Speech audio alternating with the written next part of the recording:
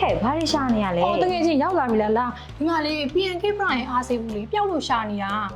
အဲ့တော့စိတ်ဝက်ဘယ်လိုဖြစ်ပြီးပြောက်ရတာတော့လဲ ဟုတ်လေမပြောချင်ပါဘူးဟဲ့အိမ်ကတူတော်မောင်ပေါ့စခရင်တိုက်တအားများတာလေအဲ့ဒါ PNK Prime တိုက်မယ်ဆိုပြီးဝယ်လာတာဒါဆိုင်ရှင်းကပြောလိုက်တယ်ပေါ့နော်ဒါ PNK Prime မှာဆိုလို့ရှိရင်နဲ့ဒါကလေးတွေမျက်စိကျမရုပ်အဓိက supporting ပေးတဲ့ vitamin E အပြင်နဲ့တခြားသော vitamin တွေဖြစ်တယ်ပေါ့နော်ဒါ vitamin C D E folic acid နဲ့ B12 တို့ပါတယ်တဲ့အဲ့ဒါကြောင့်မလို့သူ့ကိုတောက်ပါစေဆိုပြီးဝယ်လာတာဟေး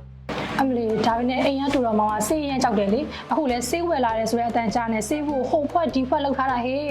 ဟဲ့ဒါပေမဲ့ PNK Brian လေးကဝိုင်းရလွယ်တဲ့ဂမ်းမီလေးလေပြီးတော့အရသာလေးကလေတီးတုံရတာချူချင်းလေးဆိုတော့ကလေးတွေကြိုက်ပဲဟာ哦